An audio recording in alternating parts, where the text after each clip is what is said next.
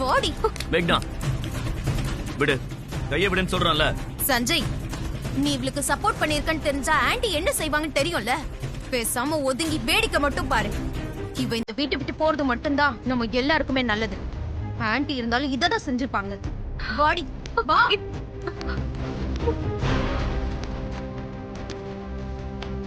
மேக்னா மேக்னா சொல்றல. இல்ல.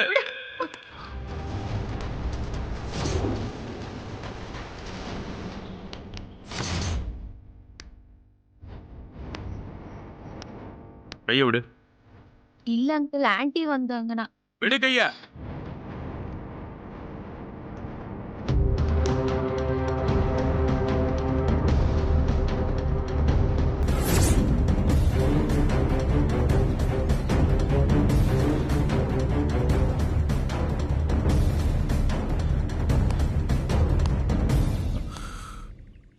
நீ வந்த வேலை முடிஞ்சிருச்சுல்ல, கிளம்பு.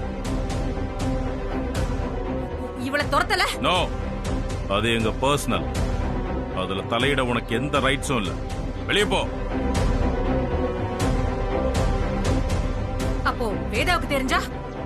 வேதா இருந்திருந்தா இந்த வீட்டுக்குள்ளேயே உன்னை அவ விட்டிருக்க மாட்டான்.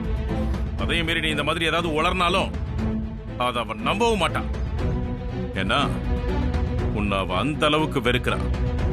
நீ உண்மையை சொன்னாலும் அதை அவ பொய்யாதான் பாப்பான். அதனால உன்னோட சகுனி வேலையெல்லாம் இங்க நடக்காது. கிளம்பு கிளம்பு, வெளியே போன்னு சொல்றல. போ.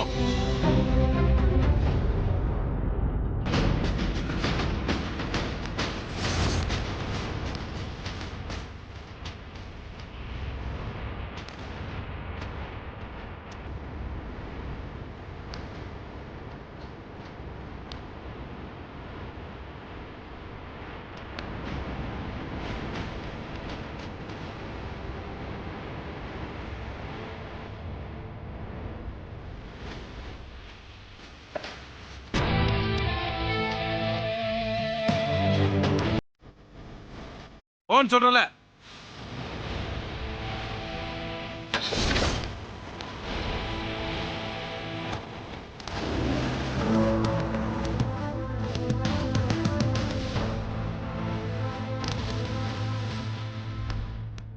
இவ்வளவு பெரிய தப்பு பண்ணவள வீட்ல வச்சிருக்கிறது சரியா மாமா? அவ என்ன தப்பு பண்ண? இந்த குடும்பத்துக்கும் எனக்கும் நல்லதுதான் பண்ணிருக்கா. அவ இல்லனா நான் இந்த இடத்துல உயிரோடவே நிக்க முடியாது. மானசா வாழ்க்கையை அழிஞ்சு போயிருக்கும். வித்யா இந்த குடும்பத்தை காப்பாத்துன நம்மளோட குலசாமி.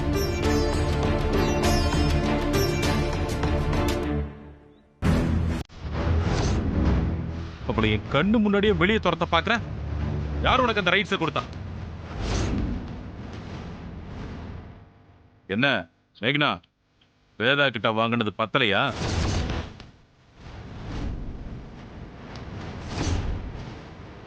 இல்லங்க, இவ வித்யான்னு தெரிஞ்சதுக்கு அப்புறம் இவளை எப்படி வீட்டுல வச்சுக்க முடியும்?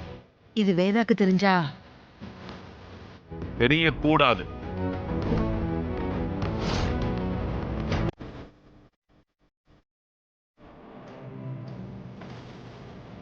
இத்தனை நாளா வித்யா இந்த வீட்டுல எப்படி இருந்தாலோ அப்படியே தான் இருக்கணும்.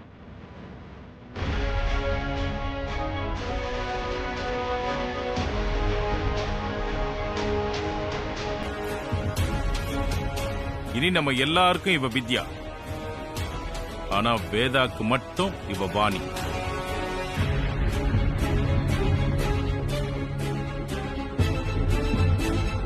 இந்த உண்மையை யாரும் எந்த சிச்சுவேஷன்லயும் வேதா கிட்ட சொல்லக்கூடாது. இது என் மேல சத்தியம்.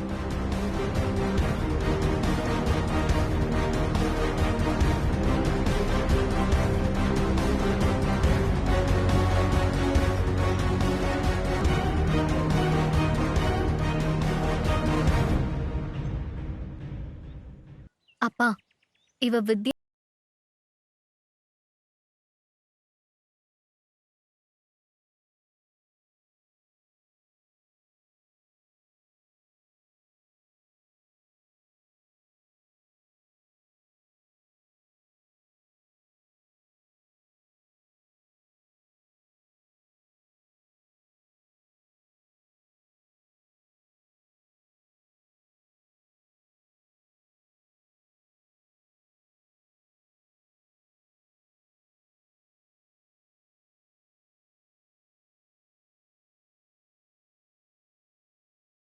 இந்த நிமிஷம் வர வித்யா செஞ்ச நல்லது வரைக்கும் உங்களுக்கு தெரியும். நான் செய்யறது தப்பா இருந்தா நீங்க தாராளமா உண்மையை சொல்லலாம். வேணாம், வித்யா இங்கே இருக்கட்டும், நான் சொல்லல. என்ன மன்னிச்சிருங்க மாமா. எழுந்துருமா.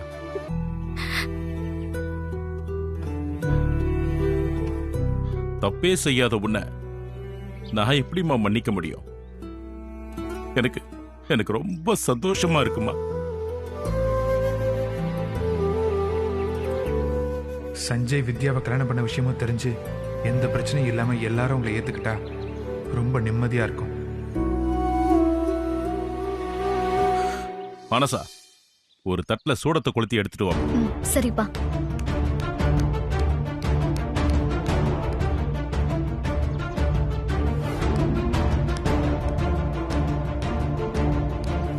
என்னங்கப்பா.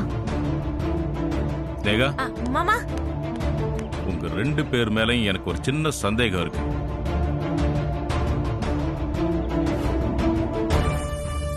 அதனால நம்ம குலதெய்வத்தை மனசுல நினைச்சுக்கிட்டு 2 பேருமே இந்த சூடத்தை அணைச்சு சத்தியம் பண்ணுங்க. மாமா, உங்க பேச்ச நாங்க மீறுவோமா? இதெல்லாம் வேணாமே. என் மேல உங்களுக்கு அளவு கடந்த பாசம் இருக்குன்னு தெரியும் ஸ்னேகா. இருந்தாலும் ஒரு பயமும் இருக்கணும்ல, அதான் சத்தியம் பண்ணுங்க.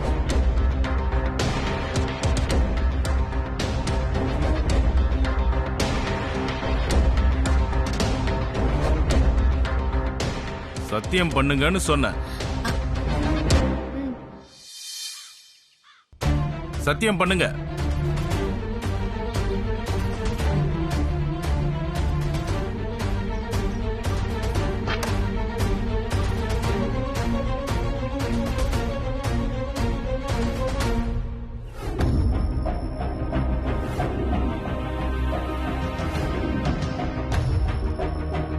மொத்த குடும்பமும் இந்த வித்யா பின்னாடி திரண்டு நிக்குதே. ச்சே. இனிமே என்ன நடக்குமோ? ஒண்ணும் ஆகாது. ஆன்ட்டி ஊர்ல இருந்து வந்த உடனே அவளை இந்த வீட்டை விட்டு அடிச்சு துரத்துவாங்க. எப்படி? நான் இப்பவே உண்மையை சொல்ல போறேன். அடி பாவி.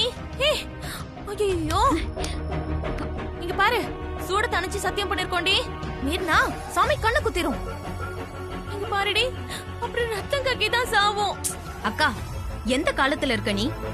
அப்படியெல்லாம் ஒண்ணும் நடக்காது. ஐயோ, சொன்னா கேளுடி, வேணாண்டி. அப்படி ஏதாவது ஆனாலும் பரவாயில்ல, அந்த வித்யாவோட போட்டி போட்டு தோக்கறதுக்கு பதிலா நான் செத்தே போவேன். என்ன ஆனாலும் ஆன்ட்டி கிட்ட சொல்லதா போறேன். போன வேற எடுக்க மாட்டாங்க. ஏய், சொன்னா கேளுடி, வேணாண்டி. ஐயோ, பேச்சு கேளுடி. எவ்வளவு சொன்னாலும் புரிஞ்சுக்க மாட்டேங்கிறாளே. ஏய், இங்க பாரு, நம்ம வேற ஏதாச்சும் ஐடியா பண்ணுவோம். இந்த சாமி விஷயத்துல மட்டும் விளையாடாதடி, ப்ளீஸ் டி. உனக்கு பயமா இருந்தா நீ ஒதுங்கிடு, நான் பாத்துக்கிறேன். இங்க பாருடி, சொன்னா கேளுடி, வேண்டாம். போன வேற எடுக்க மாட்டேங்கிறாங்க. ஏய் மேக்னா, வேண்டாண்டி. ஐயோ,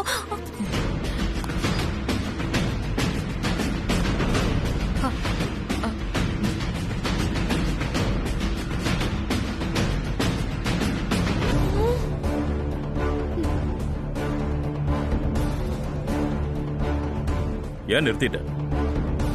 வேதாக்கு தானே கால் பண்ண, பேசு. வித்யா பத்தின உண்மை எல்லாத்தையும் சொல்லு. இந்த சத்தியத்துக்குலாம் நீ பயப்பட மாட்டேன்னு எனக்கு தெரியும் மேக்னா. அதான் கரெக்ட் டைம்க்கு என்ட்ரி கொடுத்தேன். கால் பண்ணி பேசு. பேசி முடிச்சுட்டு என்கிட்ட கொஞ்சம் போனை கொடு. வேதா கிட்ட நான் ஒரு முக்கியமான விஷயத்தை பத்தி சொல்லணும். அத சொன்னா வித்யா கூடவே ஸ்னேகாவும் வீட்டை விட்டு வெளியே போற நிலைமை வரும்.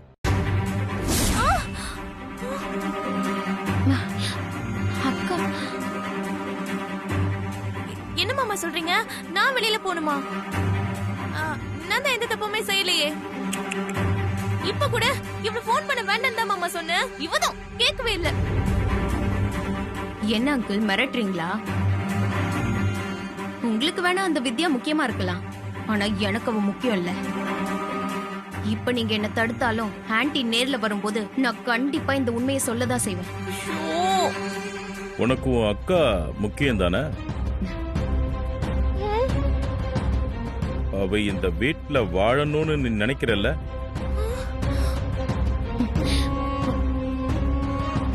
நீ இந்த வீட்டு மருமகள் ஆகணும்னு நினைக்கிற, அதுவும் ஆசை. அத நான் தப்பு சொல்லல. அதுக்காக உன் அக்கா வாழ்க்கையை அழிச்சிட்டு நீ இந்த வீட்டு மருமகள் ஆகணும்னு நினைக்கிறது ரொம்ப தப்பு மேக்னா.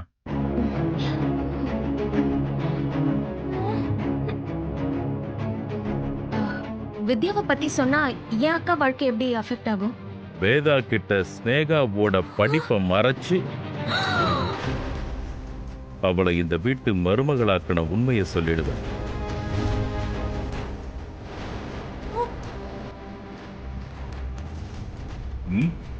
பரவாயில்லையா? சொல்லவா? எனக்கு எல்லாம் தெரியும் மேக்னா. சொல்லவா? குடு போன்.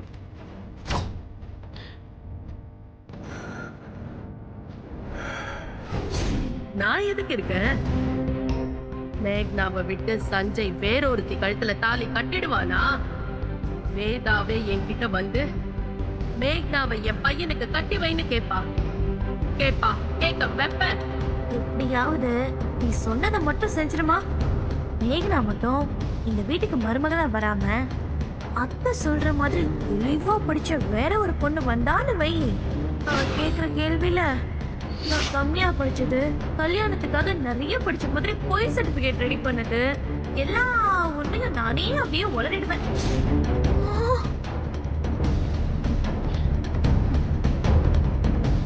பொய் சொல்லி கல்யாணம் பண்ணியிருந்தாலும் நீதான் என் மருமகன். இது வெளியே தெரிஞ்சா என் பையன் வாழ்க்கை கெட்டு போயிடுமேன்னு தான் நான் அமைதியா இருக்கேன்.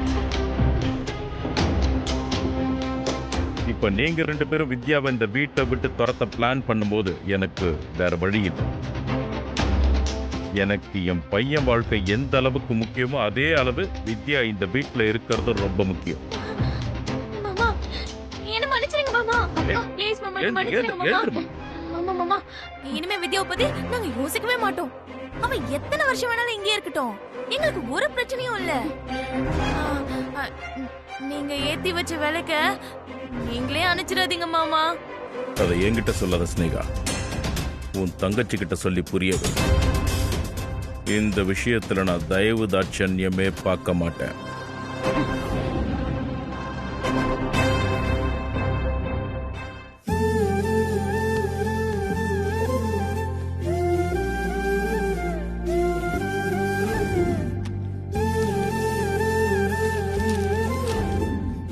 இன்னைக்கு என் லைஃப்ல மறக்க முடியாத நாள். எந்த உண்மை இந்த குடும்பத்துக்கு தெரியக்கூடாதுன்னு பயந்துகிட்டே இருந்தனோ அந்த உண்மை தெரிஞ்சிருக்கு. தெரிஞ்சதுக்கு அப்புறம் என் குடும்பத்தில் இருக்கிற எல்லாருமே வித்யாவை ஏத்துக்கிட்டாங்க. இதே மாதிரி ஒரு நாள் அம்மாவும் வித்யாவை இந்த வீட்டு மருமகளா ஏத்துக்கணும். அது நடந்தா நான் இன்னும் சந்தோஷமா இருப்பேன். வித்யா கூட சேர்ந்து நாங்க ஆசைப்படுற வாழ்க்கைய நிம்மதியா வாழ்வோம். அந்த நாளுக்காக ஒவ்வொரு நிமிஷமும் நான் காத்துக்கிட்டு இருக்கேன்.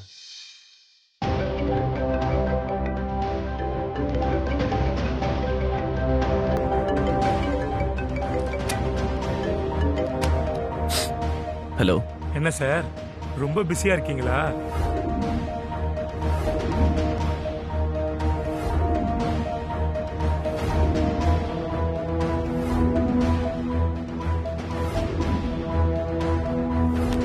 இதை அப்படியே விட்டுட்டு ஒதுக்கி போன என்னடா அர்த்தம்? உன்கிட்ட தான்டா பேசிக்கிட்டு இருக்கேன். லைன்ல இருக்கியா? ஹலோ சஞ்சய், பேசுடா.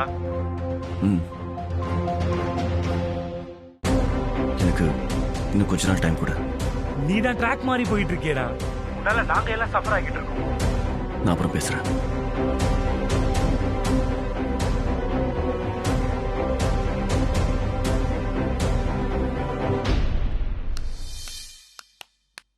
என்னாச்சுன்னா? யாரு போன்ல? என்ன பிரச்சனை? ஒண்ணும் இல்ல. இல்லனா யாரோ உன்னை ஹர்ட் பண்ணிருக்காங்க. அதான் உன் முகம் இப்போ ஒரு மாதிரி இருக்கு. என்கிட்ட சொல்லாம மறைக்காதண்ணா. என்ன ஆச்சுன்னு சொல்லு. அதான் ஒண்ணு இல்லைன்னு சொல்றேன்ல, விடு. அண்ணா,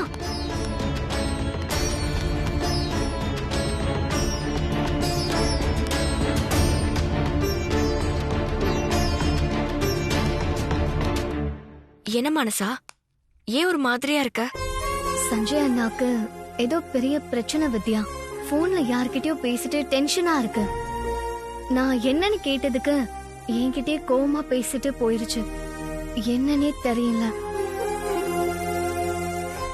நான் அவனோட தங்கச்சி தானே, என்கிட்ட கூட சொல்லக்கூடாதா? நீ ஃபீல் பண்ணாத, நான் என்னன்னு தெரிஞ்சுக்கிட்டு உன்கிட்ட வந்து சொல்றேன், சரியா?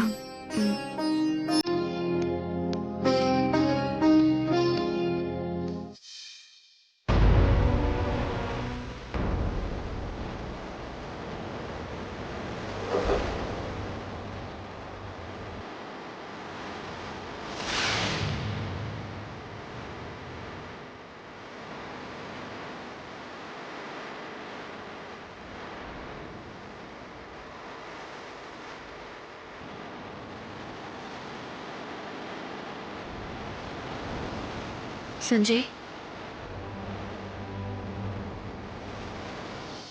நீ எதுக்கு இங்க வந்த? அதத்தான் நானும் கேக்குறேன். நீ மட்டும் தனியா எதுக்கு இங்க வந்த? பீச்சுக்கெல்லாம் தனியா வரக்கூடாது, பொண்டாட்டியும் கூட்டிட்டு தான் வரணும். அப்படி என்ன டென்ஷன்? மனச ரொம்ப கவலைப்பட்டா. அவகிட்ட சரியா கூட பேசலையா? ஒண்ணும் இல்ல வித்யா, நீ முதல்ல வீட்டுக்கு கிளம்பு. என்கிட்ட சொல்ல மாட்டியா? சஞ்சய், மனசுக்குள்ளே பூட்டி வச்சிருந்தா எந்த பிரச்சனைக்கும் விடை கிடைக்காது. ஒண்ணு அத அம்மா கிட்ட சொல்லணும், இல்லனா கட்ட பொண்டாட்டி கிட்ட சொல்லணும். இவங்க 2 பேர்கிட்டயும் எப்பவும் எல்லா பிரச்சனைக்கும் ஒரு தீர்வு இருக்கும். சொல்லு, என்ன பிரச்சனை? வித்யா, நான் இந்த ப்ராஜெக்ட்டுக்காக எவ்வளவு ஒர்க் பண்ணிருக்கேன், எந்த அளவுக்கு ரிஸ்க் எடுத்திருக்கேன், அதெல்லாம் உனக்கே தெரியும்ல. ஆமா. ஆனா அது எதையுமே புரிஞ்சுக்காம இந்த ப்ராஜெக்டை என்னாலதான் டிராப் ஆக போகுதுன்னு என் கூட இருக்கிறவனே பேசுறான். இவ்வளவுக்கும் அவன் என் ஃப்ரெண்டு. என் நிலைமை தெரிஞ்சு அவனே இப்படி பேசுறத என்னால தாங்கிக்கவே முடியல. நானே சொல்லுவேன்ல, பிசினஸ்ல எமோஷன்ஸ் கிடம்லன்னு. ஆனா ஒருத்தங்களோட சிச்சுவேஷனை புரிஞ்சுக்காம பிசினஸ் தான் பெருசுன்னு பேசுறது எவ்வளவு வலிக்கும்னு இப்பதான் எனக்கு புரியுது. இது என் ட்ரீம் ப்ராஜெக்ட் வித்யா. ராத்திரி பகல் அதை பத்தி தான் நான் எப்பவும் யோசிச்சுக்கிட்டு இருக்கேன். என்ன பார்த்து அவன் ஏமாத்துறேன்னு சொல்லிட்டான், என் நேர்மையை சந்தேகப்படுறான்.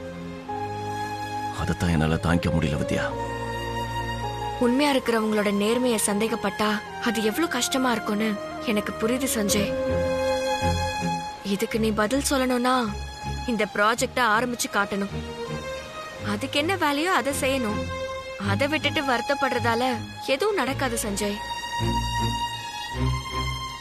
நீ ஒன்னும் கவலைப்படாத, சீக்கிரமே உன் ப்ராஜெக்ட் நடக்கும்.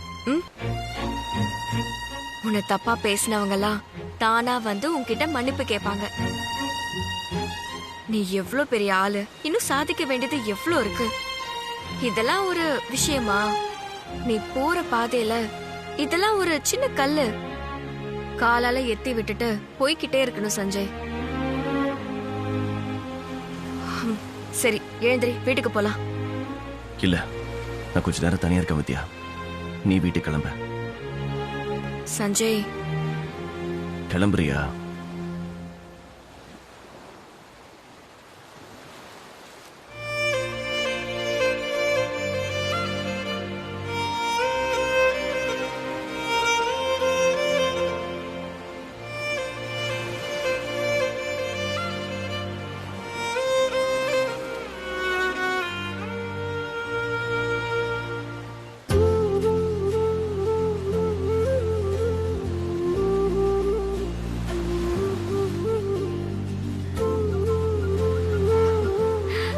சஞ்சய், ஒரு நிமிஷம் என் கூட வா.